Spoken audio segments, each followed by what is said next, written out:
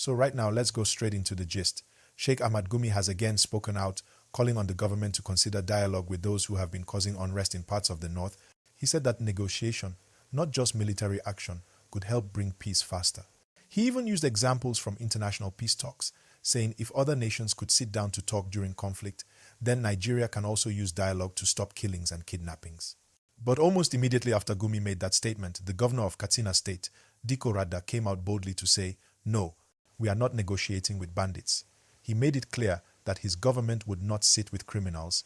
He said any peace that will last must come from community cooperation, not through talks with those who have been terrorizing people. He insisted that Katsina will stand on the side of justice and security, not deals. Now people started saying, Tinubu has banned Gumi from talking to bandits. But the truth is, there's no official document or speech from President Tinubu that says he banned Gumi. What we're seeing is that the public is reacting strongly because they are tired of the violence. So, some people believe the federal government has drawn a line, but officially, that line has not been publicly confirmed. And while we're here, my people, please don't forget to like this video right now and subscribe if you haven't done so, because this gist is just starting. You see, Sheikh Gumi is not a random voice. Over the years, he's gone deep into those difficult areas where bandits operate, talking to them directly, sometimes trying to help release kidnapped victims. So when he speaks about peace or negotiation, some people pay attention, believing he understands those groups. But others say he's too close, that his approach could encourage them. The question remains, can Nigeria really talk its way out of insecurity? Let me know what you think in the comments, and make sure you've liked the video before we continue. Now, let's understand why some people support dialogue. They say the army alone cannot end banditry, that weapons won't solve everything. They argue that many of these bandits are young men who were abandoned by society, jobless and hopeless, so bringing them to the table could give them a chance to change. Some even say negotiation can save lives, especially when people are kidnapped and need quick rescue. On the other hand, people who oppose negotiation say it sends the wrong message that crime can pay. They believe any government that negotiates risks encouraging more kidnappers. That's why you see many state governors refusing to talk to them directly. Governor Dikko Radda is among those firm ones. He said clearly that Katsina will not negotiate with bandits, but will instead focus on strengthening community security and supporting local vigilantes. He said his government wants to make every community strong enough to defend itself and will not reward those who terrorize others. If you understand this kind of tough talk, you'll see he's trying to make it clear. Negotiation can't replace justice. And again, don't forget, my people, hit that like button if you're still following this gist, because this topic is getting deeper. Let's talk about why this story has caused such a storm. When a respected cleric like Gumi says, let's negotiate, and a sitting governor says, never, people begin to ask who is right. And when the president's name enters the gist, everybody wants to know what's really going on. Some people online started trending hashtags like Tinubu bans Gumi. Others celebrated it as a strong step, while some warned that banning someone who is preaching peace might not solve anything. But until we hear officially from the presidency, it's safer to say that Tinubu hasn't released any formal ban. What's happening is that state governors and the federal government are showing they prefer strong security responses instead of negotiation. Now imagine how this debate feels to families in villages that have suffered attacks. To them, all they want is safety. If they hear someone like Gumi saying, we can talk to these people, they might think maybe there's hope for peace. But when they hear government saying no talks, they might worry the fighting will continue. It's an emotional and painful balance. Some families even say they don't care how peace comes, they just want their children back home safely. Please, my people, take 1 second to click that subscribe button now, because we still have more gist to unpack. This matter is not just about politics, it's about lives. Every time a village is attacked or people are kidnapped, the pain spreads across Nigeria. So when a cleric and a governor start arguing through the media, people pay attention. Many Nigerians are asking, what's the long-term plan? Are we fighting to finish? Are we talking to end the war? Or are we just repeating the same things every year? This question is important because both methods, fighting and talking, have been tried before. Sometimes the fight wins peace. Sometimes dialogue reduces bloodshed for a while. But without strong follow-up programs, none of them last. So, what's the truth of this gist? Tinubu wants peace, but the method matters.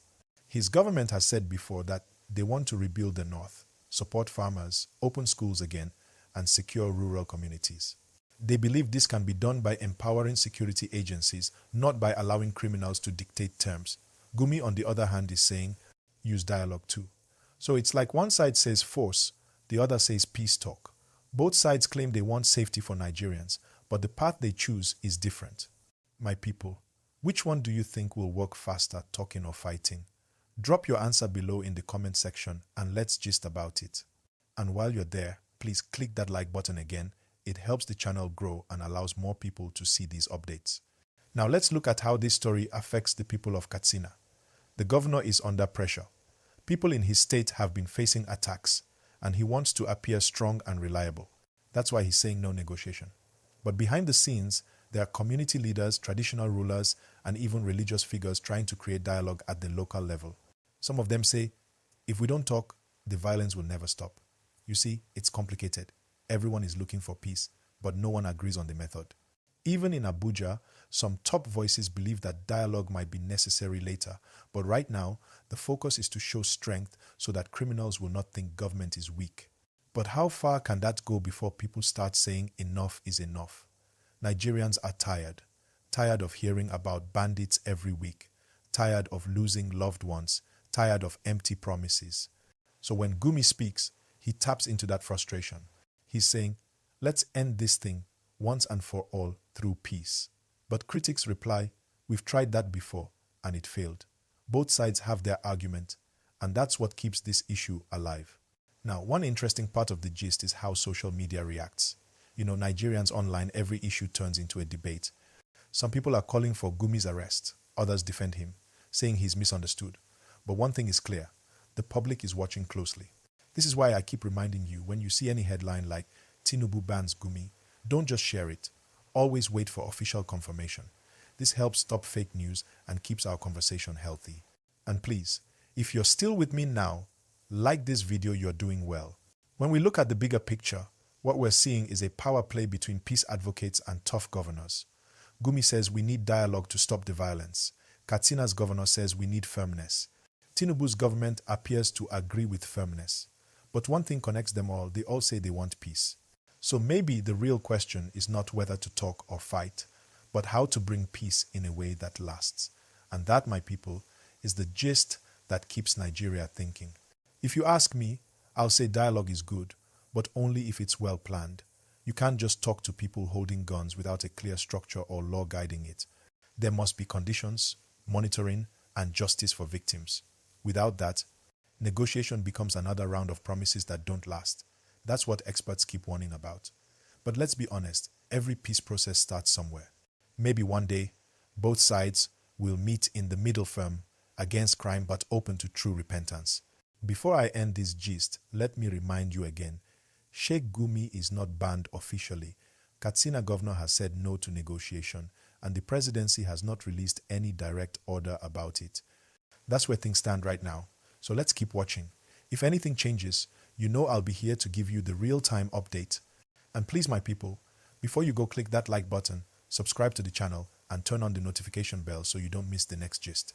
Let me know in the comments, should the government talk to the bandits or continue to fight them? I really want to hear your opinion.